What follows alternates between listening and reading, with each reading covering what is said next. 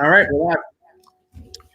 We are live. I'm about to just give it a retweet so you guys can fill in. And it's our quickie number 1 of the night. We'll be doing, of course, 2 quickies per night every night that there's a game as we try to make the impossible happen. It's brought to you by Coors Light. Coors Light is, at this point, you know, in during quarantine, there was always a lot of talk about like who's a what was it called? Necessary worker, or what's a necessity, and all that shit. This is a necessity. We're at this point where Coors Light, it's a necessity. It's not a want, it's a need. It should be like government mandated that every Mets fan needs to stock up on Coors Light with the cold Blue Mountains because it's the only way you can safely and healthy be healthy at the end of this run right here. It's that important to the cause. We got to make up some ground here, and it's going to be like tight games. It's going to be a lot of bullpen. It's going to be a lot of frustration. It's going to be scary times, and so you get the Coors Light for that. As this is happening, we also have the big picture good news of Steve Cohen, and so look at that! You got the shirt. You got the Biggie shirt. I threw Thanos on today. Steve Cohen has become Thanos. When I see Steve Cohen news, I think of what Thanos gif it reminds me of, and I tweet it out. He's become Thanos in my mind. He legitimately has. My brain is broken. Compliment you can pay someone. Yes. So we're celebrating Steve Cohen cracking open some Coors Lights. We're drowning our sorrows when we lose cracking Coors Lights. We are just trying to stay even keeled during these games with Coors Lights. It's the official beer of We Gotta Believe, and the Blue Mountains are the official sign of hope for Mets fans. So listen, as far as this season goes, it's going to take a literal miracle. We did not start off that stretch the way we needed to. It's hard to – it's so – dude, the tweet that I saw that I don't know whether it was Diamond or Joe DeMeo, whoever it was, one of the guys I always follow, maybe even that bald weirdo Michael Barron. He said, whoever it was said, we've got, Jacob deGrom is going to win the Cy Young. We've got 3 guys who are all going to get like some pretty serious top 10 MVP votes.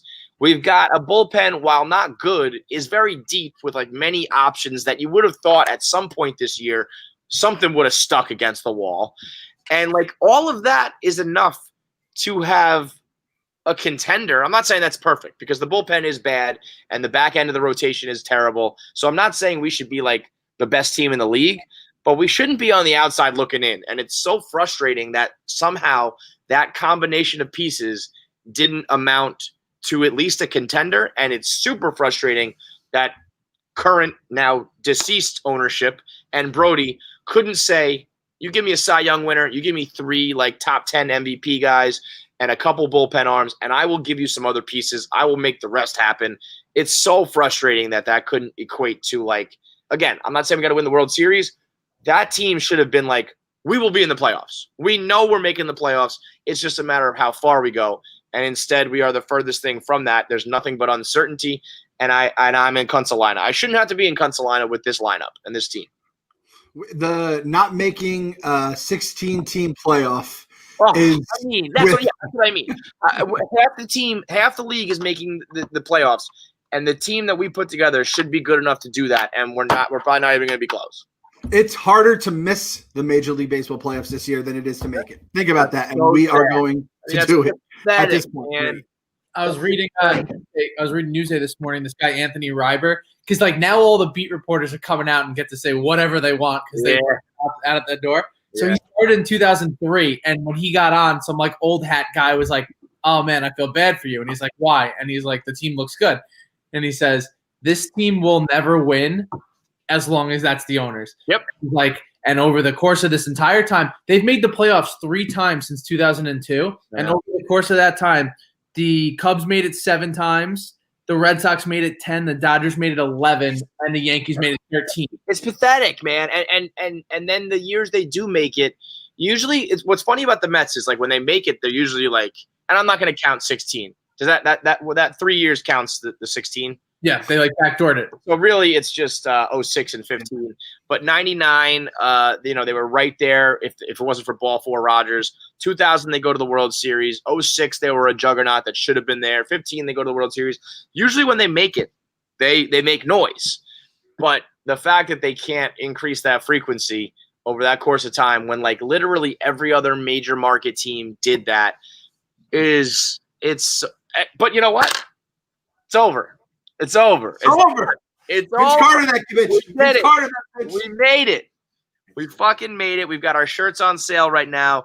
King of New York, Steve Cohen, Uncle Stevie t-shirts are out there. And I want to tell you this much. I've seen a lot of desperate moves in my life. I've seen a lot of desperate people. A-Rod and J-Lo still trying. Still trying. We threw the party, guys. We had our own gala. The paperwork was signed. He has 95% of the team.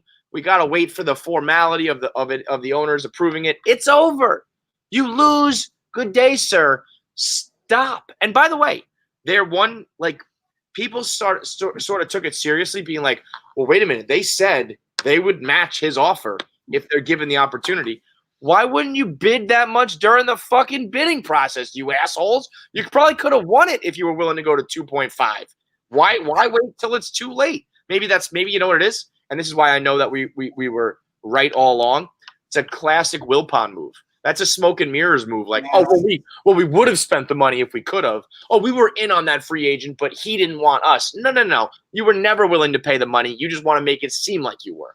Holy shit. If we had that guy as like the face of our franchise to replace Wilpon, it would have been the same shit with all the free agents because he wouldn't have been able to leverage all the free agents like Steve can because he has 1,000 different people. Like the money is not from like as safe of a spot. He's paying off the debts. Mm-hmm. Got JP Morgan involved in all that shit. Holy cow, we dodged a bullet there. And this whole thing, if the Major League Baseball owners don't want Uncle Stevie to come in. Alex, you sued Major League Baseball. The owners are Major League Baseball. Do you think they like you? They probably tell you they like you to your face, and you turn around and they go, fuck that asshole. Yeah. He is a fucking prick. He's a two-faced lying motherfucker. And then the Players Association hates you. Everybody hates Alex. The only people that like came back on Alex Rodriguez were the fans over time because he obviously kind of like owned that he was the bad guy and kind of went that way. And now he's lost Mets fans forever. Mets fans hate him more than I think when he was a Yankee. And I mean, he never like directly fucked over fans, like other than like if you consider it like he cheated the game. Yeah. But like he was fucking with the commissioner. He was fucking with owners and the league. It's like they're not going to forget that. Fans might be like, oh, wow, he's good on the broadcast. I like him now. Owners are not going to forget that he tried to sue. The Yankees are not that kind of shit is like, oh, no, we hate you. And it was only, a couple of years ago, really, in the big picture here. So, as much as – now, let me ask you this, though. I do get a little nervous. I don't know. Maybe Kyle, you usually know the ins and outs of this kind of shit a little better than I do. I think I would imagine overall with revenue sharing, every owner wants like a big crown jewel market to be as good as possible, to make as much money as possible, to then spread the wealth amongst revenue sharing. Yeah. Is there a chance? I also think that if I was the owner of the Cleveland Indians, and I am on the record saying I am not going to pay Lindor money, and now we just have one more guy in the mix who is going to trick his money and make his fans happy by spending, maybe I would hesitate to be like, well, A, this guy's going to make me look bad, and B, that's one more guy that's probably going to that we have to contend with free agents for. Like, you're going to make me look bad by spending more, and you're going to make it harder for me by spending more. So maybe I don't want that much of a baller in this league. Is that possible? That'd be like one of the things where like you cut off your nose to spite your face. Right. But is that it is exactly that to a T. Well, because the Panthers were the highest sold just sports franchise in American history at 2.2. So this already dwarfs that. Wow. And they had like I think they said that the Wilpons spent like $400 million back then, and this is the return on their investment. So like it's one of those things where I think that's why it's like 23 of the 29, because they know not everybody's gonna think in that same way. Like the Marlins, like Derek Jeter's like, I just already pissed away all my money. I have nothing else to go off of. Like those type of market teams aren't gonna like it, but the rest of the like mid majors that are in the mix with Moneyball and everything. And by the way, it's a technicality because they said that Cohen, as of today, has operational control through Fred. No, it's like too late. Competitive advantage. They're like, the off season. There's a lot of moves that teams get to make, and he won't know until November. So they're letting him run the show. He's got to run everything through Fred, but he's just a puppet at this point. Love it. Did you see that? What our boy Tim Healy said? Our boy Tim Healy said he might be able to get the approval before mid-November. too. Yeah. That's basically like November is when they're all going to be together for the meeting, so that makes sense. But if they want to get it done, let's hop on a Zoom, fellas. I'll set up the link. Kyle will send it to you. He'll set the link up. We can get this shit done tonight and keep it moving. I think it's more likely that his first moves, people talk about Real Muto and Springer, and we wish it was Mookie, and what if Cole was around, and can he make a move for Arenado? When's Lindor up? All that shit. And I know that's what's on people's minds. I think his first move is going to be like, I'm instituting like my team behind the scenes. And, people talk about the luxury tax and how it's effectively a salary cap and that you can't just go spend whatever you want to win. But I'm more excited for him to be like, my GM is going to be paid like $1.5 million per year, or whatever's considered a really high salary for that. My scouts are going to make $750,000. My international spending is going to be double what everyone else is. And I think that it's more likely he implements all that shit as opposed to like, here's your big shiny new toy. Because I think actually he's the opposite of that. He's not going to do, when people are like, it's like having Steinbrenner. It's not that at all. He's quiet. He's behind the scenes. He doesn't do interviews. He doesn't like the glory. He doesn't like the attention, the spotlight. And he's not going to be the type to just try to buy his way through. He's smart. He's savvy. And so I think more likely what we'll hear, and I hope what we hear, is more about like behind the scenes moves first, because that's how you set up longevity. You think, if people thought we were crazy about our players and all the crazy shit, like, Ray Ramirez, who like people who we've like gone to the doors with pitchforks, wait till we find out about the 24-year-old Brown graduate that's going to be in charge of the bid. I will be going, he's the smartest motherfucker on the planet. Look at these SATs. What's even a perfect SAT score in 2020? It's like 2,500. Yeah. We're going to have t-shirts. We're going to have We Gotta Believe t-shirts for like international scout VPs or some shit. Yeah. I'm gonna celebrate the back office more than the guys on the field, because that's what Uncle Stevie is gonna do. So it's weird. The big picture, the news is incredible. Everybody went out and bought newspapers for the first time in like 15 years. You got them on hand. Yep, there they are. Piece of history. We're doing the t-shirts. We're doing if you don't, go follow at Gotta Believe Pod. The remixes that Kyle are making, the little rudimentary music videos he's been making, incredible. It's all well and good. It's all rainbow and sunshine. Back to the season here at hand, not so much. Other than Jacob deGrom starts, each of these games are going to be pretty painful. Tonight's lineup, your boy Kyle, the worst defensive center fielder, literally statistically in baseball, Brandon Nimmo. I don't know. Is there still like the crew of Nimmo stands? Like, where are all those people who are like, he was an MVP candidate in 2019? Like, yeah, where are you guys at now? Fuck off. He walks with an unreal rate and gets hit by the ball. Like, he's the only guy who hits under the Mendoza line with like a 400 on base percent. Right. It's like he does get on base, and there's no taking that away. But that's it really when you look at it. But I do love that middle there. The Conforto, J.D. Davis, Dom Smith. I would rather Alonso be in there if you could bump Cano down. But that crew, in whatever order you want it to be, Conforto, Davis, Smith, Alonso, McNeil. McNeil, Conforto. I would go – in my mind, I always view it as McNeil, Davis, Conforto, and then Smith or Alonso flip-flop. To me, that's a crew, man. That's a fucking – again, I don't know how that team is not contending, but they should at least be able to put some numbers on the board here, and whether or not they can chase down a playoff spot, probably highly unlikely. But I do enjoy watching. That's a lineup that I can – at least you can watch for the future. You can enjoy their at-bats. You can see some baseball. I remember if you're upset about watching this team right now, just remember back to like when it was like, you're going to commercial and they're like coming up after the break, Eric Campbell, John Mayberry Jr., it's like these guys used to be able to not even watch baseball. So just be thankful that there's like a 5-man wrecking crew that you do get to enjoy, whether or not the end. You know who my guy is for that? The guy who you think of when you're like, shit is like a terrible lineup is Jason Phillips. Nice guy. He moved positions, but it was just like Jason Phillips. Like that was like what life was. He embodied the team so perfectly. He was out of position. He wasn't great.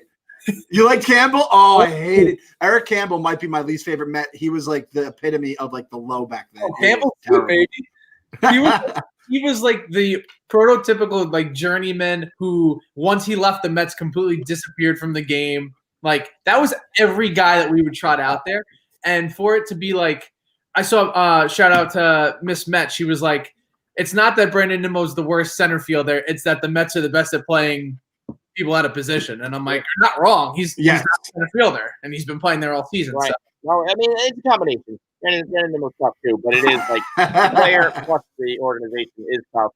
Ricky Two Fred's on the mound tonight. Alfred Porcello.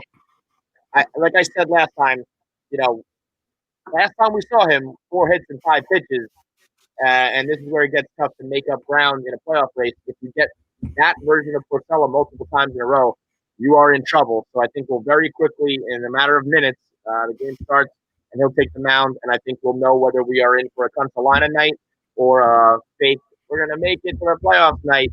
And then, of course, the bullpen's always a question mark. So we'll see, but it doesn't matter.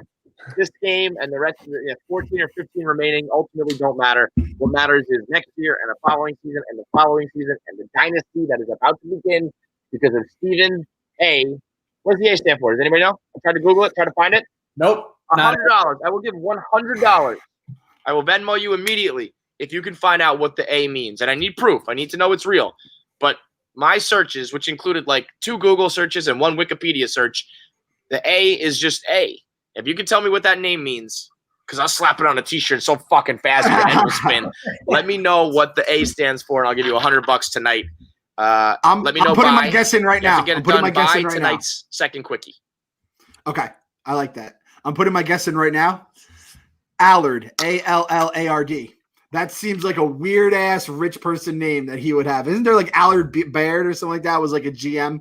I feel like it's an Allard. I don't know why, but that's as weird as I could get. You just think A? You're just gonna go with the letter, Kyle? Just go A. Like Homer is J. Simpson is just J. That's JD Double Davis, same thing. Yes, exactly. yes, exactly. Steve, I thought he was gonna go with his line. Stephen A. Cohen. A stands for a fuck ton of money. Can I tell you? I only just realized today that every letter in Sack Capital was his name because I didn't know his middle name started with A. So I was just like, oh, he's like other guys. It was like, nope, he just made it sound like a conglomerate of people where it's just like the brain trust of Stephen A. Cohen. Sack Capital. Applause. I like applause. I like that. Sack. Oh, man. Hey, and the A stands for Arrieta is going to get his tits kicked in today by this lineup, hopefully, because that's who the Phillies are throwing. We got, who is it? Bryce. McCutchen, Bryce, Bohm, Didi, Segura, Kingery. They are too. Yeah. Their season's been very mediocre. I thought that it was growing pains last year, but they just haven't been able to click. The guys that they have on the field for them, we have no business having a higher average than them. The all-stars that they have, literal all-stars. Exactly. And they're it's kind of like looking in the mirror in terms of like underperforming. I mean, for all the shit we gave the Wilpons, the fact that, having Cohen come in and having Bryce there on that contract and some of the other contracts there that we talked about the other day, plus you'd have it. I mean, I don't know if Girardi's a good manager, bad manager, what, but you'd have a big manager contract as well on the books. Steve can kind of come in and kind of do whatever the fuck he wants, considering his one guy he's paying is the best pitcher in baseball. So, and Cano, of course. Fuck, god damn it. So we'll rock and roll here. We'll be here in the post game, and then keep it going for the rest of this run here. And hopefully, we're not in Consolana when we see you guys next. That's it. That's all you can hope for. Gotta believe. Gotta believe.